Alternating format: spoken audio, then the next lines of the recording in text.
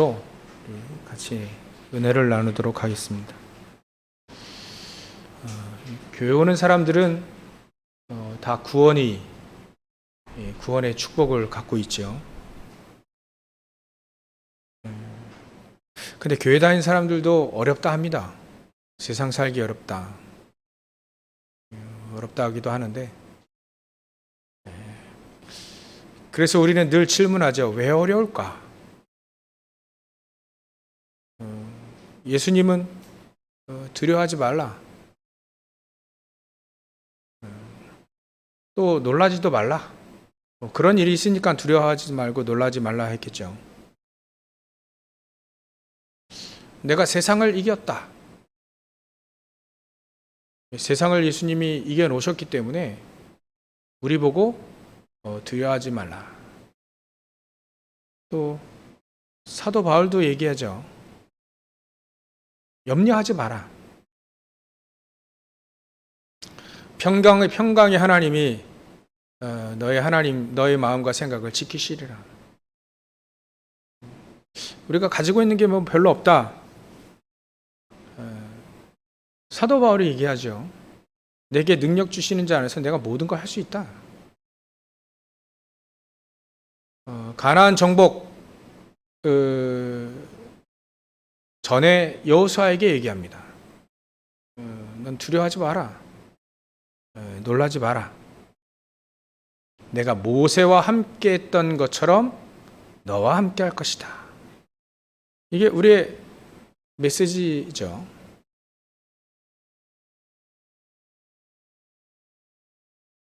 구원받은 하나님의 사람들에게 주시는 메시지입니다. 많이 가지고 있지 않다 하더라도 염려하지 말고, 세상 이기기 어려운 것처럼 여리고성처럼 골리앗처럼 다가온다 할지라도 두려워하지 말고, 우리의 한계가 보일 만큼 어려운 상황 속에서도 하나님은 엘리야에게 로뎀나무 밑에서 힘을 주셨잖아요. 그리고 하나님은 이 엘리야에게 진짜 응답이 무엇인지를, 진짜 신앙생활이 무엇인지 그거를 호렙산에서 보여주셨습니다. 진짜 미션을 보여주신 거죠. 예전에 초대교회 사람들도 고기 잡고 또 어떤 사람은 세리로, 또 어떤 사람은 가정 주부로 그리 살다가 어느 날 진짜 구원의 축복, 그리스도를 만났어요. 3년 동안 따라다녔는데 구원의 축복을 알았죠. 근데 3년 뒤에 예수님 십자가에 달리실 때 다 도망갔습니다. 그때 오는 요즘 말로 우리 현타라고 하죠. 딱 뭔가 오는데 왜 이러지? 라고 하는. 내가 예수님 따라다니고 예수님 믿고 사도로 제자로, 근데 극한 어려움이 올 때는 이들이 다 예수님 놔두고 다 도망갔거든요.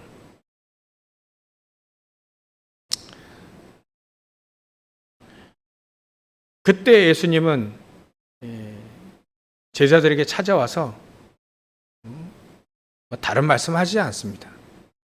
특히 베드로에게 얘기를 하시죠. 쓰여졌기 때문에, 베드로에게 얘기하신 거 쓰여졌기 때문에 우리가 얘기할 수 있습니다. 네가 나를 사랑하느냐. 도망간 거는 갑작스러운 위험 때문에 잠시 도망갔던 거예요. 근데 예수님 안 믿는 건 아니거든. 그래서 예수님이 네가 나를 사랑하느냐 3번을 묻지 않습니까? 똑같은 말을 3번을 물으시니까 이 베드로는 자기의 신앙 고백을 하지 않습니까? 주님이 아시지 않습니까? 내가 주님을 사랑하는 건 주님이 아시지 않습니까? 내 예수님 부인하고 도망간 것, 그건 이해하시리라 믿고 주님이 아시지 않습니까? 그때 예수님은 진짜 미션을 주십니다. 내 어린 양을 먹이라. 내 양을 치라. 그 말은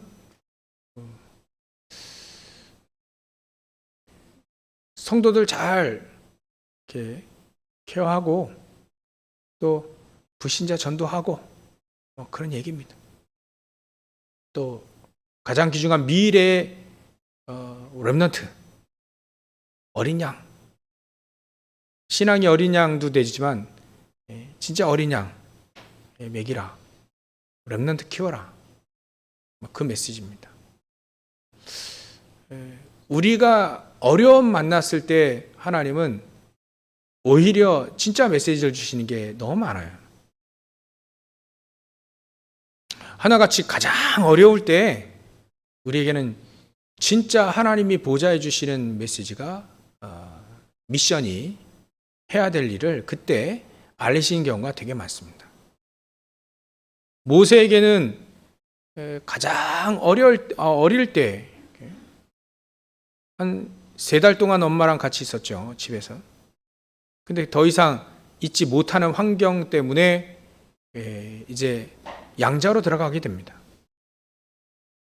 그럴 때 요게벳뿐만 아니라 모세에게 가장 중요한 메시지를 주시는 거죠. 요셉은 가정에서 어려웠거든요. 가장 어려운 상황에서 하나님은 메시지를 그때 주셨습니다. 형들이 자기를 미워하지요. 죽일 만큼, 죽이진 않았는데 노예로 팔 만큼 미워했다는 거. 심각한 문제죠. 근데 그때 요셉에게는 가장 중요한 미션 딱 주셨거든요. 꿈을 통해서도 말이에요. 그래서 우리는 어려움으로 보는 사람은 보통 사람인데요. 그것 가지고는 사단은 못 이기죠. 어려움 속에 가장 중요한 미션을 찾아낼 수 있는 그런 축복의 사람이 되시길 주의 이름으로 축원합니다. 어렵다 합니다, 다들. 교인들도 어렵다 하고 세상 사람들은 어렵다 하고 전쟁과 테러 또 그런 폭력과 또 세상적으로 또 핍박이라는 거 있잖아요. 그런 상황 속에서 다 어렵습니다. 정신적으로 어려운 사람도 있고 육신적으로 어려운 사람도 있고 다 어렵습니다. 가정이 어렵기도 하고. 그럴 때 하나님은 가장 중요한 미션을 하나님이 주시는 미션을 찾으라. 근데 경제적으로 어려우면 경제적인 미션에 하나님 이걸 왜 주셨는지 찾으라는 거 아니겠습니까? 찾으면 됩니다. 하나님이 나에게 무엇을 하길 원하시는지 찾으면 되는 거죠. 그러기 위해서는 우리에게는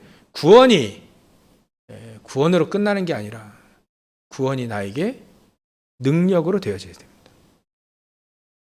교회가 구원이 능력이 되지 않으면 교회는 맛을 잃은 소금과 같습니다. 그래서 교회 무용론이 나오잖아요. 왜 교회 왜 꾸역꾸역 또 그 예배에 가가지고 코로나 퍼뜨리고 교회가 교회답지 않고 그게 구원이 우리에게 능력이 되지 않아서 그래요. 우리는 그걸 회개해야 됩니다.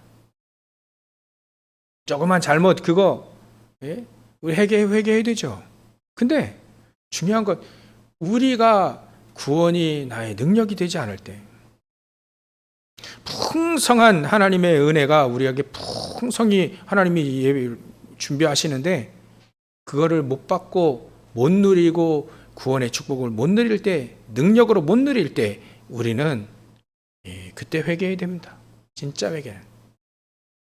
오늘 계속해서 이 로마서 보면서 로마 교회의 분위기를 우리는 자꾸 볼 수 있잖아요. 그죠? 오늘은 특히 이 로마 교회의 그 분위기를 통해서 우리 지금 그 교회나 우리 교회나 똑같은 교회잖아요. 그럼 똑같은 문제가 있습니다. 무엇이 문제냐면 용납이 안 된다는 것이 문제. 다른 사람이 용납이 안 된다는 것이 교회의 가장 큰 문제가 됩니다. 약한 자, 또 잘못을 저지른 자, 그런 사람들이에요. 나랑 안 맞는 사람들, 이게 나에게 용납이 안 된다는 거예요. 그게 교회의 가장 큰 문제입니다. 그래서 사도 바울은 이렇게 얘기하죠. 믿음이 강한 우리는 마땅히 당연히 마땅히 믿음이 약한 자의 약점을 어떻게 해요? 눈 감아준다고요? 약점을 담당하고 라고 되어 있어요. 담당하고. 이게 안 되는 겁니다. 우리가 믿음이 강한 자는 마땅히 믿음이 약한 자의 약점을 담당하지 못하는 거예요. 그게 교회의 가장 큰 문제죠. 왜 그러냐면 아까 말씀드린 구원이 우리에게 능력이 되지 않으니까. 구원의 무능력 속에 있기 때문에 용납이 안 되는 거죠. 우리는 이거를 집중적으로 우리는 봐야 됩니다. 왜 나에게 구원의 능력이, 구원의 축복이 능력이 되지 않을까? 구원의 축복이 나에게 능력이 되어지면 믿음이 약한 자의 약점을 담당하겠죠.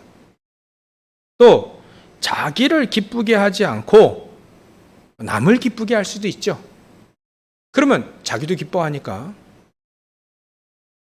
자기를 기쁘게 한다는 말은 내가 기쁘게 한다, 나 기쁘다라고 하는 그런 말이 아니죠.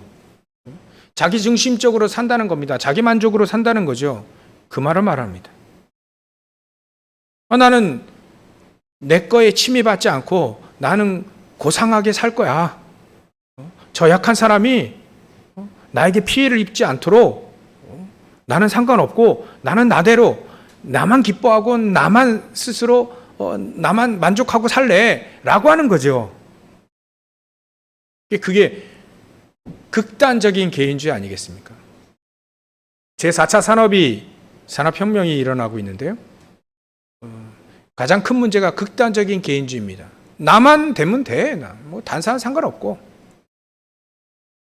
만약에 불신자는 뭐 어쩔 수 없고 교인들, 우리 교회 다니는 사람들까지 그리 되어지면 이제 큰일 나는 겁니다. 희망이 없는 거죠. 저 약한 사람 내가 감당이 안 되는 거예요. 감당이. 저 약한 자의 약한 부분이 내가 담당할 수 있는 능력이 없는 거예요. 구원이 나에게 능력이 되지 않으니까. 기도가 나에게 능력이 되지 않으니까. 우리는 오늘 가장 중요한 전환점을 맞이하고 있습니다. 메시지가 그래요. 메시지. 하나님 말씀이. 우리가 악한 자의 약점을 담당할 수 있다면 어떻게 되겠습니까? 여러분들은 이 현장에서 스타가 되는 겁니다. 현장에서 빛이 되는 거예요. 다른 사람의 약점을 약한 자 담당할 수 있게 되어지고 내 기쁨, 내 만족으로 사지 않고 다른 사람을 기쁘게 해줄 수 있는 이런 위치에 들어가 있다면 여러분들은 현장에 여러분들 때문에 소금으로 살아나는 것처럼 여러분들 때문에 빛으로 비춰져서 어둠이, 흑암이 무너지는 그런 축복의 주역으로 살게 됩니다. 그렇지 않으면 맛을 잃은 소금과 같이 쓸모없게 되지는 거죠.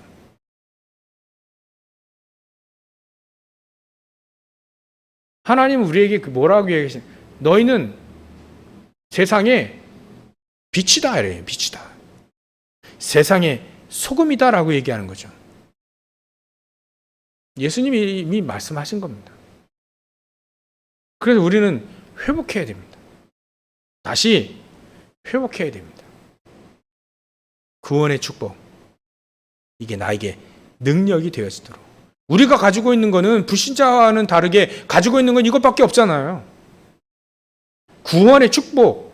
우리가 이것밖에 가진 거 더 다른 것이 불신자 다른 것이 이것밖에 없잖아요. 우리가 뭐 하나님 자녀 됐다고 뭐 이상하게 더 생겼습니까? 더 잘생겼습니까? 예? 그렇다고 해서 더 많이 갖게 됐습니까? 그건 아니죠.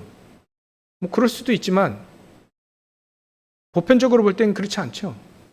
우리가 불신자들과 다를 건 마귀의 자녀들과 다른 죄송한 말이지만 마귀의 자녀들과 다른 건 이거밖에 없잖아요. 내가 구원받았다는 거.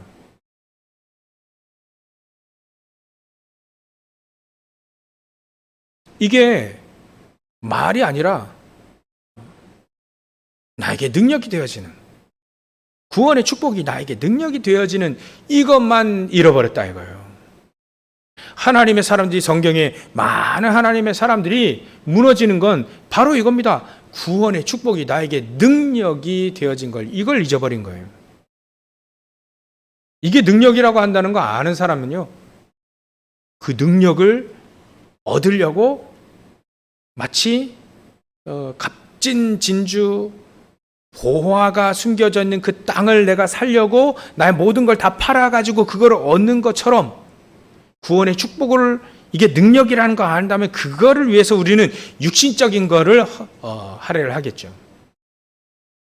우리의 시간을 할애할 것이고 우리가 가지고 있는 경제를 할애할 것이고 우리가 다른 데 신경 쓰고 마음 쏠릴 그런 것을 절제하고 우리의 마음을 거기에 투자하겠죠. 단 한 가지입니다. 우리가 가지고 있는 불신자들과의 다른 것은 구원의 능력. 구원의 축복의 그 능력. 구원이 나에게 능력이 되어진 능력의 능력. 무능이 아니라 나에게 능력. 이것만 우리가 놓치게 된 겁니다. 속아서. 사단에게 속아서. 여러분들 오늘 구원의 축복이 능력이 되어지는 진정한 회복의 축복을 누리시길 주의 이름 축원합니다.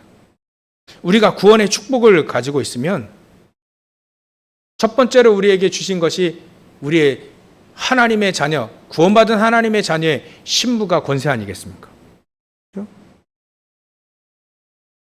우리가 신분이 다르다는 거예요. 운명 따라 저주 따라 팔자 따라 살 필요가 없는 거예요. 살 필요가 없는 하나님의 자녀 신분, 완전히 거기서 벗어난 하나님의 자녀다. 하나님의 자녀. 거기에 우리에게 주시는 권세가 뒤따르는 거죠. 하나님의 자녀된 권세. 이번에 우리 윤석열 당선이 됐는데 대통령이 취임 전에 당선만 돼도 경호가 다르다. 경호가 이제는 대통령의 준한 현직 대통령의 준하는 경호가 따르다고 하더라고요. 그래서 이게 대통령만 돼도 이게 완전히 다르구나. 신분이 말이죠. 이제 그냥 그 국민의 신분에서 우리나라를 대표하는 대통령이 당선된 이 신분만 바뀌어도 뭐 어마어마한 경우가 막 달라집니다.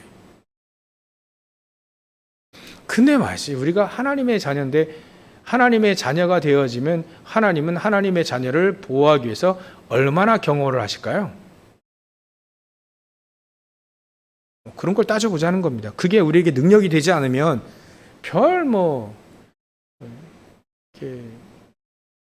축복과 능력이 되지 않으면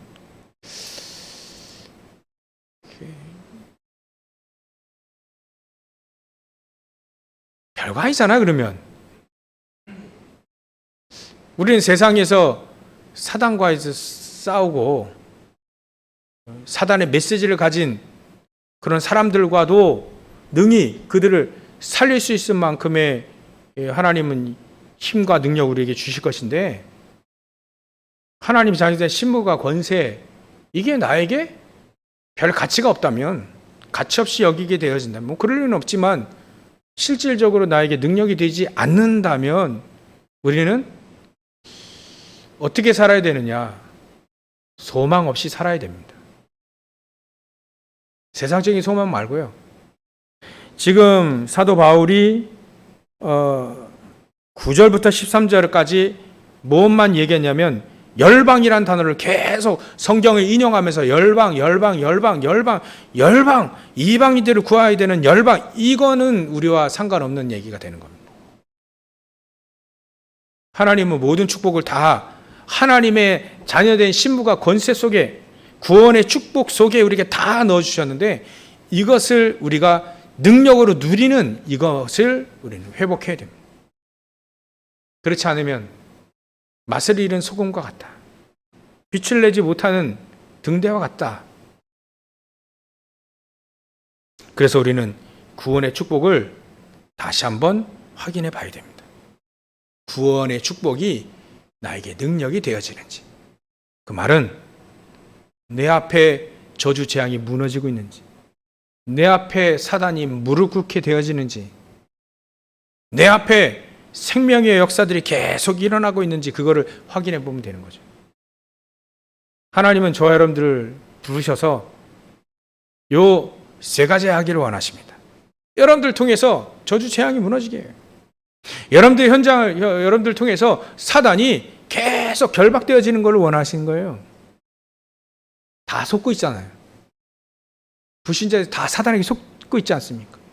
그 중에 네피림, 귀신 섬기는 사람 많잖아요. 뭐 풍수 얘기하는, 뭐 요즘에 뭐 청와대 옮긴다, 뭐 대통령 집무실 옮긴다 막 이렇게 떠들고 있는데요. 사람들은 거기서 풍수 얘기하잖아요. 풍수가 맞나 안 맞나.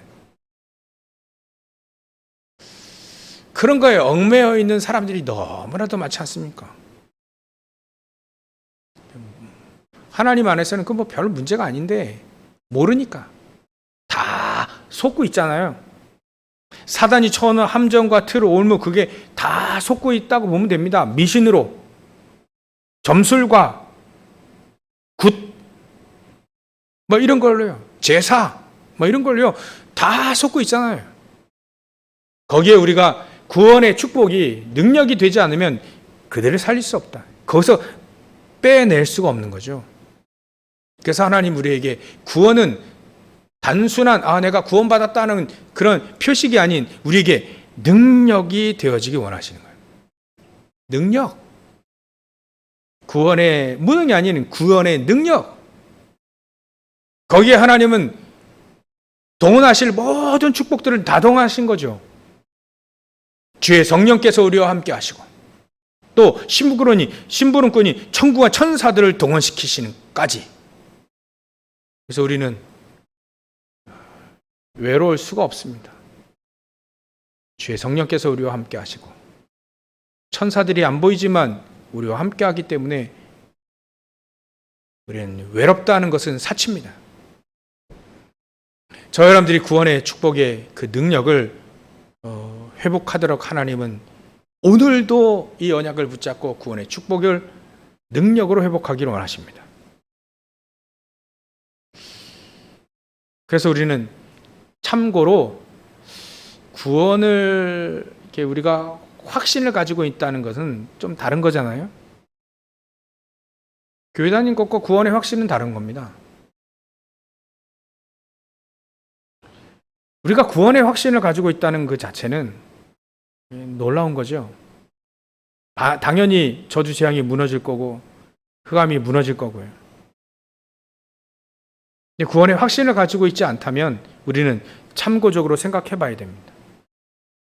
세상에 얼마나 많은 사람들이 얼마나 많은 문제 가운데 실패하고 있는지, 얼마나 많은 문제 가운데 고통당하고, 얼마나 많은 문제 가운데 어려움 당하고 있는지 우리는 참고해야 됩니다. 그들이 왜 어려울까? 그들이 왜 힘들어할까?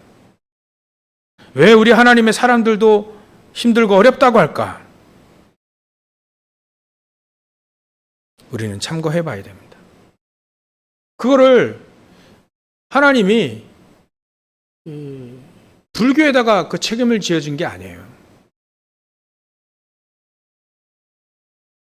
다른 종교에다가 이 책임을 묻지 않습니다. 복음 가진 우리에게 책임을 묻지. 그러니까 우리는 정확하게 생각해 봐야 되죠. 저주재앙이 왜 오는지. 우리 인간이 하나님 떠나서 저주재앙이 왔잖아요. 하나님 떠나서.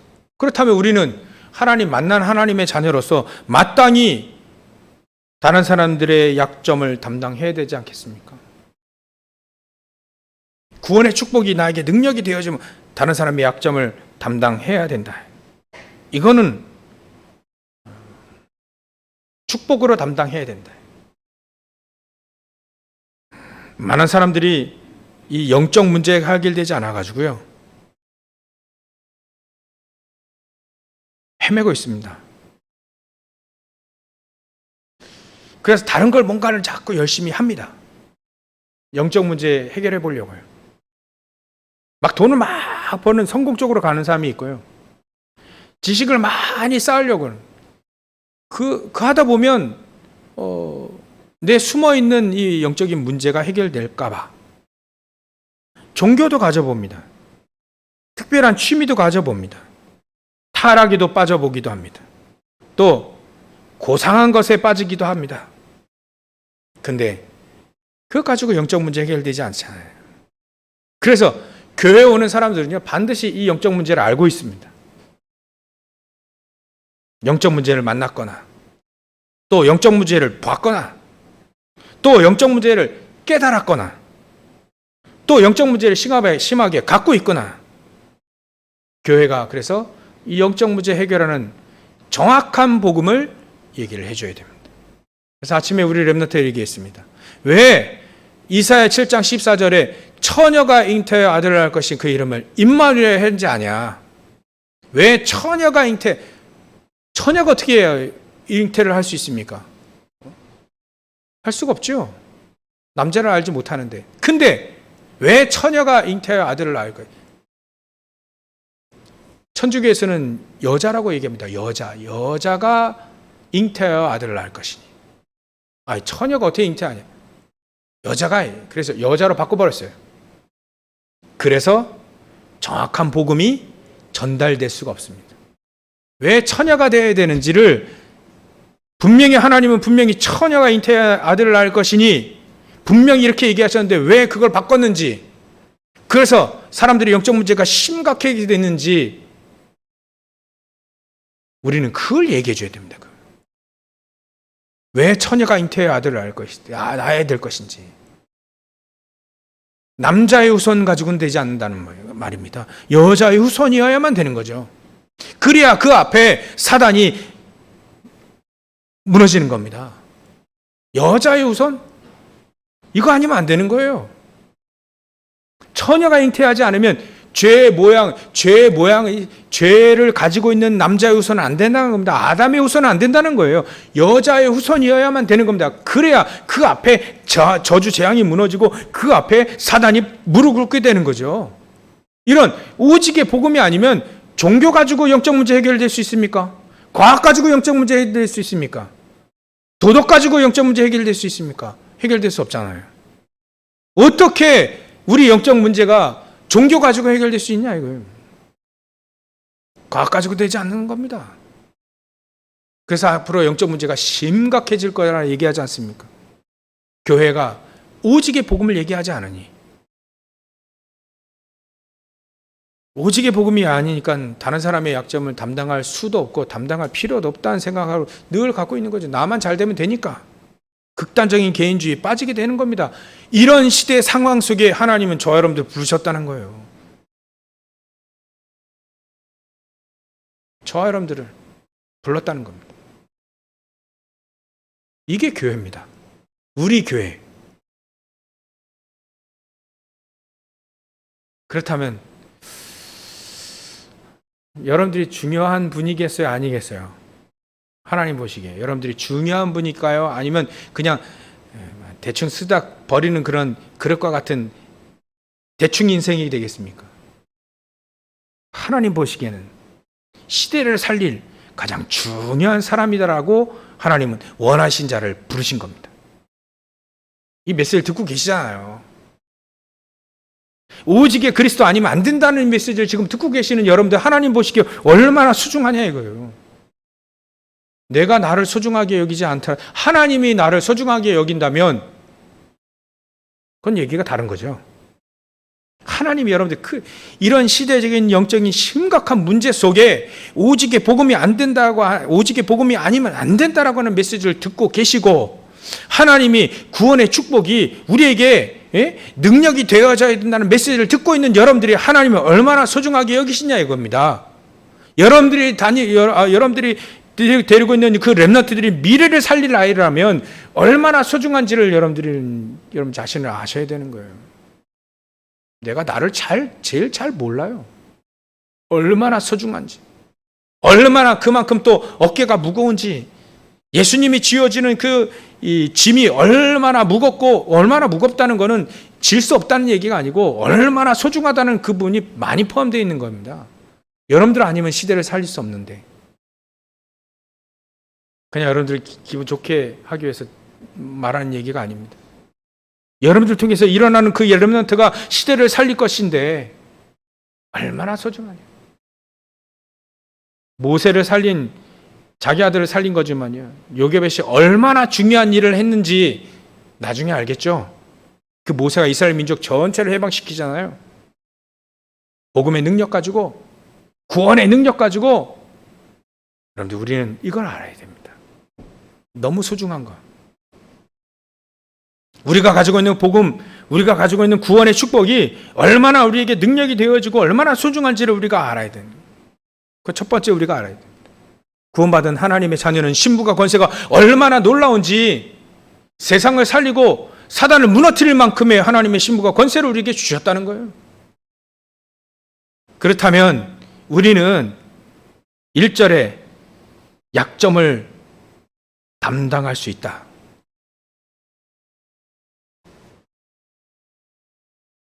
또 2절에 하나님의 자녀라고 한다면 우리 각 사람이 이웃을 기쁘게 하되 선을 이루고 덕을 세우도록 할지어다. 이게 가능한 거죠. 분명히 우리가 하나님의 자녀고 하나님의 자녀된 힘과 권세를 가지고 있고 우리가 구원받았다라고 하는 하나님의 그 구원의 축복이 나에게 능력이 되어진다면 3절에 하나님의 자녀라고 한다면 분명히 내 자신을 기쁘게 하기 위해, 이 기쁜다는 말은 좀 우리가 잘 기억해야 돼요. 내 만족, 만족에 의한 기쁨이 아닌 그리스도께서 그러셨다. 3절에 자기를 기쁘게 하지 않으셨다. 비방받을 때 비방을 다 받으신 거예요. 비방하는 사람들은 원수 갚아야 속이 시원한 그런 기쁨이 아닌 거죠. 자기 만족, 자기 기쁨을 위해 살지 않아도 되는 거죠. 하나님의 진짜 자녀 구원의 축복이 나에게 능력이 되어진다면 자기 자신이 기뻐하는 창세기 3장 메시지의 그 문제 속에 살지 않겠죠. 다른 사람의 약점도 담당하고 이웃을 기쁘기도 하고 선을 이루고 덕을 이루게 할 수도 있겠죠. 진정한 구원의 축복을 가진, 능력으로 가진 하나님의 자녀라고 한다면. 4절에 무엇이든지 전에 기록된 바는 우리의 교훈을 위하여 기록된 것이니 우리로 하여금 인내로 또는 성경의 위로로 소망을 가지게 되겠죠. 하나님의 자녀라면 진정한 소망. 어제도 제 교회에서 이렇게 창문을 내다보는데 어떤 할아버지가 어떤 부인과 딸 같기도 하고요.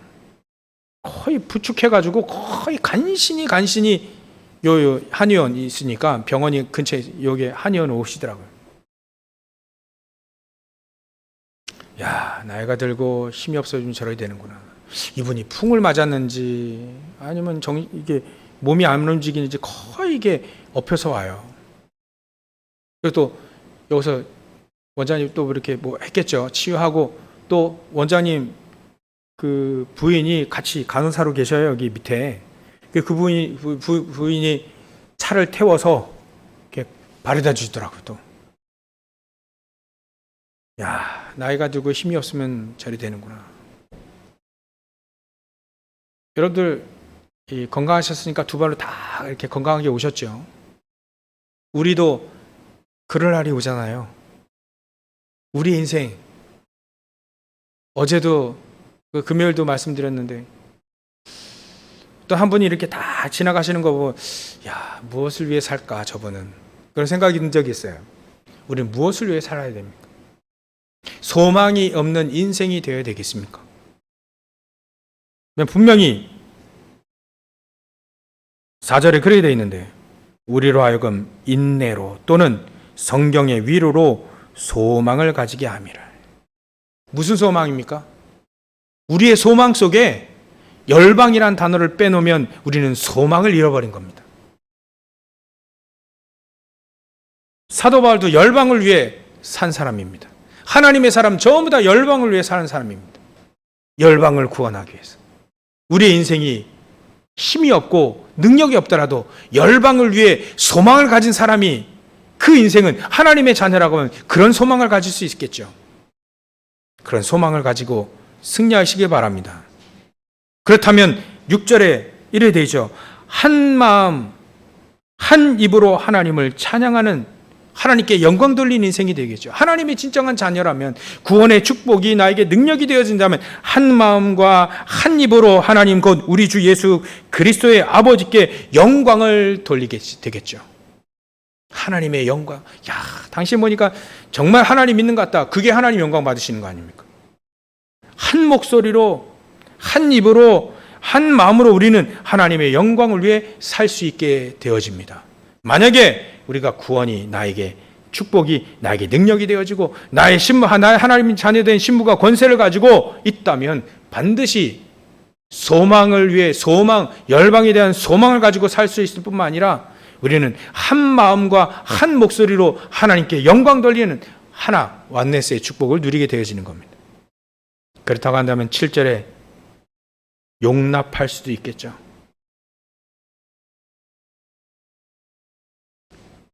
그러므로 그리스도께서 우리를 받아 하나님께 영광 돌리심과 같이 너희도 서로 받으라. 무엇을 받아요? 다른 사람의 약함도 받고 잘못도 받고 그들을 살리기 위해 어려움도 받아주고 서로 받아주라, 서로 용납하라, 그 말입니다. 하나님의 자녀라면, 하나님의 자녀의 구원의 축복이 나에게 능력이 되어진다면 이렇게 되겠죠. 그래서 두 번째로 우리는 생각해야 될 게 있습니다. 사소한 것은 넘어가자. 사소한 것. 구원의 소망, 열방, 다른 사람의 약점을 용납할 수 있는 구원의 축복의 이 능력이 나에게 있는 거, 이거 말고는 용납할 필요 있습니다. 사소한 거는 다 넘어가자. 사소한 건 다른 사람의 생명을 살리는 것 이외에는 그렇게 중요한 게 없죠. 그걸 위해 사는 것 이외에는 그렇게 중요한 거 없습니다. 다른 거는 다 넘어가자는 겁니다. 이게 우리 로마 교회의 분위기였습니다. 이게 안 용납이 안 되는 거예요. 사소한 거 넘어가지가 않는 겁니다. 참 이게 분명히 말세 때 고통하는 때가 온다는데, 어려운 때가 온다는데, 교회가 무너지는 시가 됐잖아요. 전도자들이 핍박당하는 시대였는데, 분명히 하나님은 이 시대와 그 시대 분명히 다 알고 계시겠죠. 교회의 갈등이 분명히 있습니다. 사소한 거예요, 사소한 거. 우리는 사소한 것에 속아서 매여서 큰 것을 놓치지 않기를 바랍니다. 사소한 건 근데 넘어갈 줄도 알고. 묵인한 게 아닙니다. 그 사람을 살리기 위해 넘어갈 수도 있는 겁니다. 사소한 거는 그 사람 살리기 위해. 안타깝게도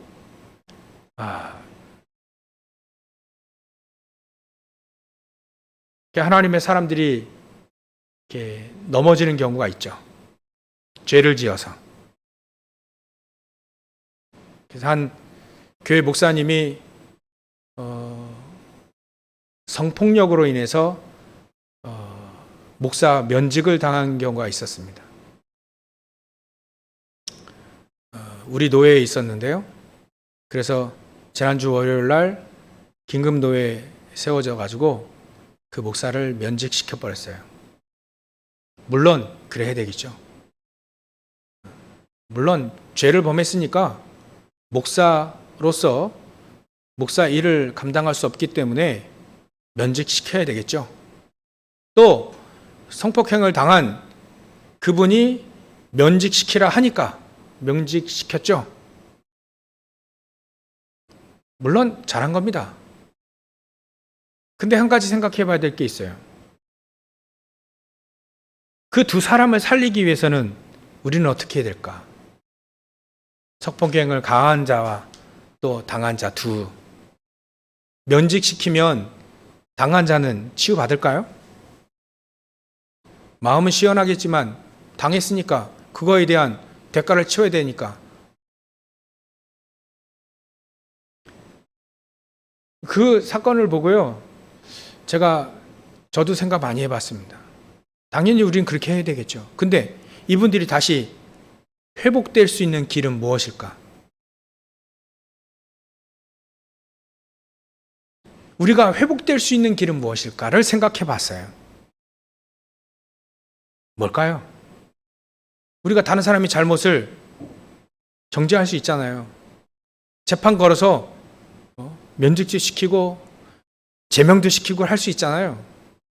근데 그 사람을 살리려고 한다면 우리는 또 한 가지 더 하게 될 게 있다라고 생각합니다.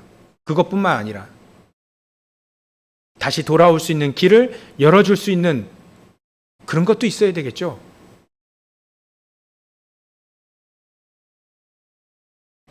우리는 그런 부분을 생각해 봐야 됩니다.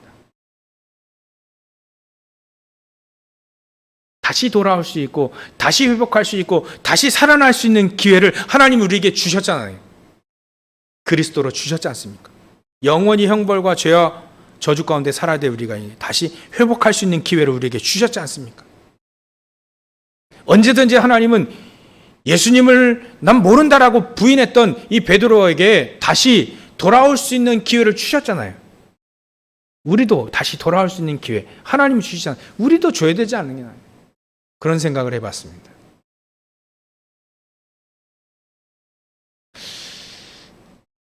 그래서 우리 세 번째로요, 전에도 말씀드렸지만 두 번째 사소한 거는 넘어갈 수도 있다. 그건 묵인하자는 얘기가 아니에요. 그들이 다시 돌아오고 살릴 수 있는 길을 열어주자는 거죠. 사소한 건. 그래서 왜 여러분들 자녀들이 잘못하면요 싹 눈 감아줄 수도 있는 그런 부분도 있잖아요. 그건 그들을 살리기 위해서지 그 죄를 묵인해서가 아닙니다. 그 두 번째 우리가 세 번째는 그래서 우리는요 뭔가 좀 소망을 가지고 사는, 좀 뭔가 우리 그리스도인들은 뭔가 소망을 가지고 좀 그리스도인다운 뭔가 소망을 가진, 전에는 그리스도답다, 하나님 자녀답다라고 했는데 오늘은 소망을 가진, 저 사람은 정말 어려움 속에서, 극한의 어려움 속에서 소망이 있는, 그 소망이 보여지는 그 그리스도인다운 축복을 회복하시길 바랍니다. 저 사람 끝났는데 근데 소망이 있어. 하나님 믿는 저 사람에게 소망이 있다. 그것이 우리 기독교인다운 축복입니다. 이거를 회복하시기 바랍니다. 나는 더 이상 안 돼. 더 이상 이게 열방이고 뭐고 237이고 뭐고 5천족이도 뭐고 더 이상 안 될 것 같아 라고 하는 그런 것이 아닌, 저분은 지금 간신히 걸어 다니는데 저분에게 눈을 보고 말을 하고 하던 저분은 진짜 소망이 있어 보인다. 저 사람이 그래도 237을 품고 있는 소망 있는 자를로 보이는, 저분은 당연히 간신히 걸어다니니까 뭐 저분은 뭐 그냥 그렇구나라고 하는 것이 아닌, 아, 저분은 뭔가가 소망이 있구나, 그런 그리스도인다운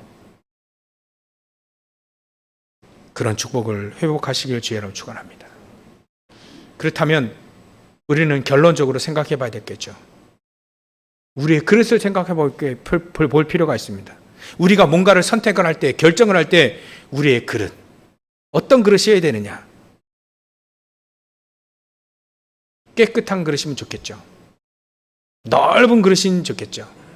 중요한 건요, 하나님이 쓰시는 그릇이어야 됩니다.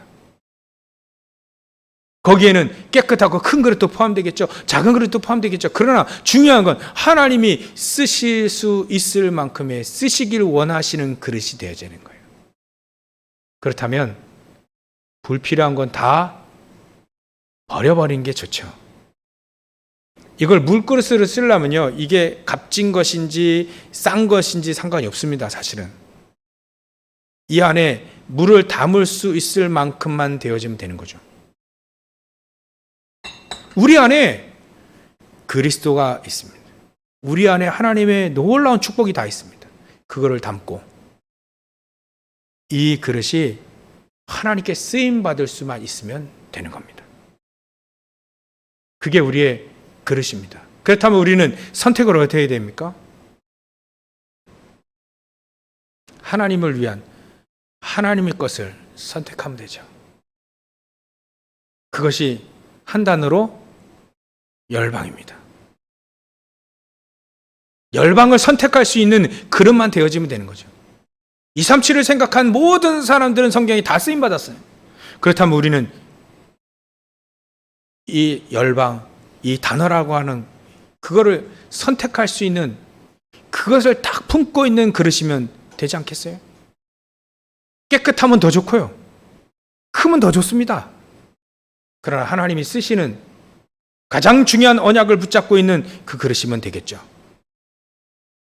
이렇게 구원의 축복이 능력으로 회복되어지는 저 여러분들 등에 모든 현장, 시대, 미래까지 살리는 그런 축복을 온전히 누리시기를 주의 이름 축원합니다. 기도하겠습니다. 하나님께 감사와 영광을 돌립니다. 하나님, 우리를 써주셔서 237 5천 종족 살리는 데 쓰임받게 하시고, 우리에게 주신 구원이 능력으로 회복되게 하시고, 우리가 가지고 있는 모든 축복을 바탕으로 다른 사람을 도와주고 살리는 이 놀라운 용납하고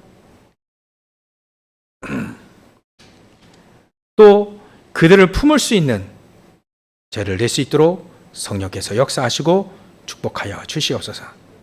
하나님, 오늘도 하나님의 은혜를 간구합니다. 오늘도 하나님의 능력을 간구합니다. 하나님, 오늘도 하나님의 보좌의 축복과 시공간 천한 237에 비친 능력을 간구합니다. 우리 힘으로 능으로 될 수 없기 때문에 하나님의 성령의 충만한 능력을 간구합니다. 하나님의 놀라운 풍성한 은혜를 간구합니다. 주님께서 축복하시고 역사해 주시옵소서. 들어가신 예수님의 이름으로 기도 올려옵나이다.